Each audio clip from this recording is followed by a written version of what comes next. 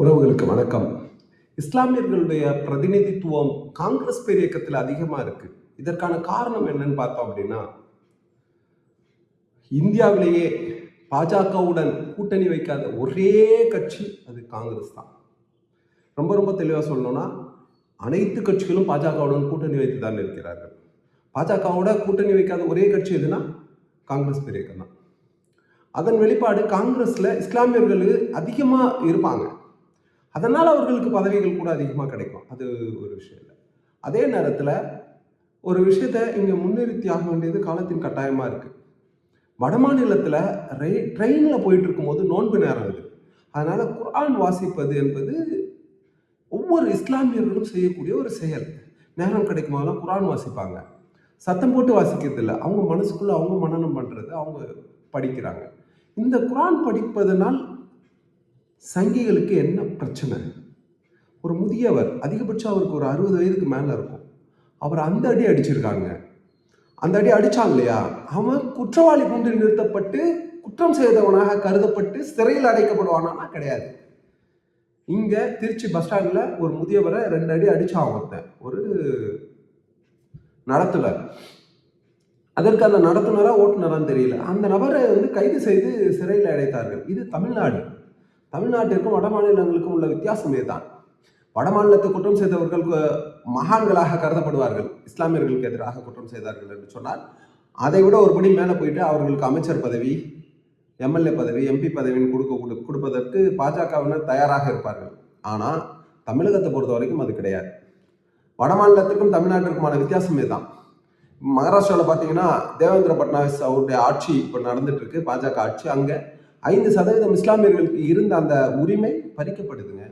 5% இஸ்லாமியர்களுக்கு இடஒதுக்கீடு இருந்தது பறிக்கப்படுது.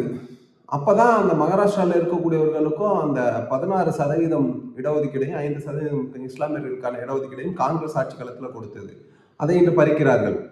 இப்போ இஸ்லாமியர்களுக்கெல்லாம் ஒன்று தான் கூறிக்கொள்கிறேன். 15 இயக்கங்களாக 150 கட்சிகளாக நீங்கள் செயல்பட்டீர்கள் என்று சொன்னால் நிச்சயமாக இஸ்லாமியர்களுக்காக போராடுவதற்கு குரல் இல்லாத ஒரு சூழல் ஏற்படும். இப்போ பார்த்தீங்க அப்படின்னா, இன்னைக்கும் கோவை சிறைவாசிகளில் பல பேர் உள்ள இருக்காங்க, விசாரணை கைதிகளாக. குற்றம் செய்யப்பட்டவர்கள் யாராக இருந்தாலும் நிச்சயமாக தண்டனை அனுபவிக்கணும், அதில் எந்த மாற்று கருத்து இல்லை. வெடிகுண்டு வச்சிருந்தானா அவனை தூக்கில் போடணும், அதில் எந்த மாற்று கருத்து இல்லை. ஆனால் இன்னைக்கு இஸ்லாமியர்கள் குரல் அதிகமாக ஒழிக்க முடியாத ஒரு சூழல் இருக்கிறது. எதற்காகனா, பிரிந்து கிடப்பதால். சிதறி கிடந்தார்கள் என்று சொன்னால் ஆட்டு மந்தையை சிதறடித்து அடித்துக் கொள்வது போல இன்று இஸ்லாமியர்களுடைய நிலைமை இருக்கு. இதை பற்றி சிறிதும் கவலைப்படாமல், நான் அந்த கட்சியில் இருப்பேன், நான் இஸ்லாமிய பேரவைன்னு ஒரு கட்சியை உருவாக்குவேன் அப்படின்னு சொல்லிட்டு நிறைய மனநலம் பாதிக்கப்பட்ட மனிதர்கள் சுத்திக்கிட்டு இருக்காங்க.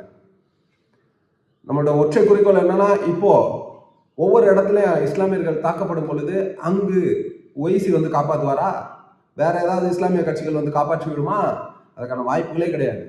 இஸ்லாமியர்களுக்கு குரல் கொடுக்க வேண்டும் என்று சொன்னாலோ, ஒடுக்கப்பட்ட மக்களுக்கோ அநீதி இழைக்கப்படும் போது அவர்களுக்காக ஆதரவாக குரல் கொடுக்க வேண்டும் என்று சொன்னாலோ, நசுக்கப்படக்கூடிய மக்களுக்கு ஆதரவாக குரல் கொடுக்க வேண்டும் என்று சொன்னாலோ, வலிமை குன்றிய மக்களுக்கு எதிரான குற்றங்கள் அதிகரிக்கும் பொழுது அவர்களுக்கு ஆதரவாக குரல் கொடுக்க வேண்டும் என்று சொன்னாலோ, எங்கெங்கெல்லாம் கொடுமைகள் நடக்கிறதோ, எங்கெங்கெல்லாம் பாதுகாப்பு இல்லாத சூழல் ஏழை அடித்தட்டு மக்களுக்கு ஏற்படுகிறதோ அங்கெல்லாம் குரல் கொடுக்க வேண்டும் என்று சொன்னால், மொத்தத்தில் மனிதர்களுக்கு மனிதநேயத்துடன் செயல்படக்கூடிய ஒரு மாபெரும் இயக்கம் காங்கிரஸ் பேரியக்கம். இப்போ காங்கிரஸ் பேரியக்கம் ஒவ்வொரு மக்களுக்குமான இயக்கமாக இருக்கிறது. இந்தியாவின் விடுதலைக்காக ஆரம்பிக்கப்பட்ட ஒரு பெரிய இயக்கம். அந்த கட்சியில நம்மளை இணைத்துக் கொள்வோம்.